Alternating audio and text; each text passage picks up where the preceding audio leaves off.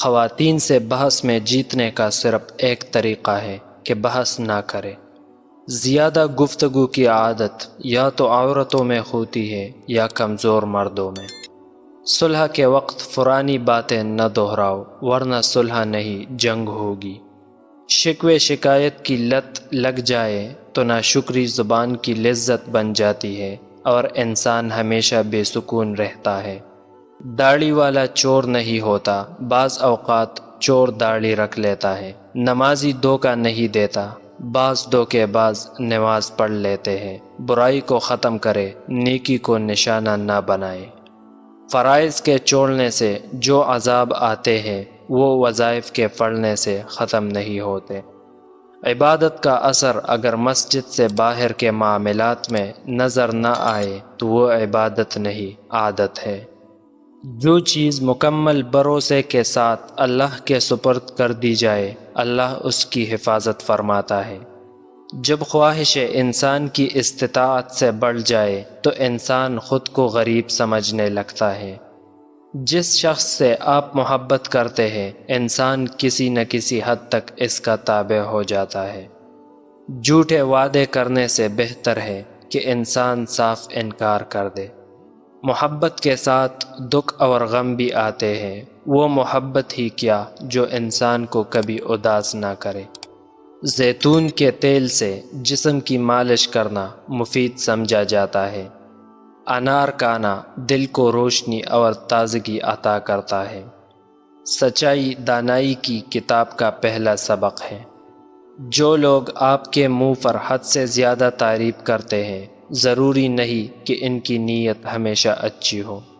جو شخص بہت زیادہ بولتا ہے، اس سے غلطی کے امکانات بھی زیادہ ہوتے ہیں۔ دانائی میں گفتگو سے زیادہ غور و فکر کی اہمیت ہے۔ محبت میں توجہ کی بڑی اہمیت ہے۔ توجہ کے پیچھے محبت کے بہت سے معنی پوشیدہ ہوتے ہیں۔ ہر وہ خیال جو ذہن میں آئے، ضروری نہیں کہ ہم اسے اہمیت بھی دیں۔ بعض خیالات کو نظر انداز کرنا ہی بہتر ہوتا ہے۔ کام کے دوران بے وقت کھانے کے بجائے کھانے کا ایک مناسب وقت مقرر کرنا بہتر ہے۔ ہنسنا ذہنی دباؤ کو کم کرتا ہے اور انسان کی طبی و ذہنی کیفیت پر مثبت اثر ڈال سکتا ہے۔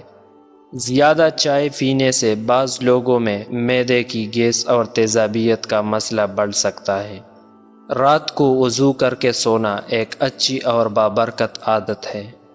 اچھا کردار وہ دولت ہے جو انسان کے لباس، مال اور ظاہری خوبصورتی سے کہیں زیادہ قیمتی ہے۔ موت کا خیال بار بار آنا ہمیشہ روحانی مسئلہ نہیں، بعض اوقات یہ ذہنی دباؤ، اضطراب یا ڈپریشن کی علامت بھی ہو سکتا ہے۔ اگر موت کے خیالات بار بار آئے اور انسان کو مایوسی یا بے چینی میں مبتلا کرے تو اسے نظر انداز نہیں کرنا چاہیے، بلکہ کسی قابل اعتماد شخص یا ماہر صحت سے بات کرنی چاہیے۔ سورہ اخلاص کی تلاوت روحانی سکون اور اللہ کی یاد کا ذریعہ ہے۔ ضرورت سے زیادہ سونا انسان کی ذہنی کیفیت پر منفی اثر ڈال سکتا ہے۔ کوشش کرے کہ جس کے ساتھ بھی رہے دل سے مخلص رہے، نیت صاف رکھے اور اپنے خیالات کو پاکیزہ بنائے۔ اللہ کے فیصلے کبھی غلط نہیں ہوتے، بس وقت پر سمجھ آتے ہیں۔ امانت کسی چیز یا رقم کی نہیں ہوتی۔ اگر کوئی اپنے جذبات اور احساسات آپ پر نچاور کرتا ہے تو ان میں بھی خیانت نہ کرے۔ زبان کی حفاظت کرو کیونکہ عزت اور ذلت کی یہی ذمہ دار ہے۔ اخلاق ایسا ہیرا ہے جو ہر پتھر کو کاٹ دیتا ہے۔ زبان کا میٹھا بول دلوں کو خرید لیتا ہے۔ دلوں میں رہنا سیکھے، گھروں میں تو سب ہی رہتے ہیں۔ اچھا وقت اسی کا ہوتا ہے جو کسی کا برا نہیں سوچتا۔ وہ انسان کبھی ہار ہی نہیں سکتا جس کی امید اللہ تعالی سے ہو۔ خود غرض لوگ رشتوں کو نبھاتے کم اور آزماتے زیادہ ہیں۔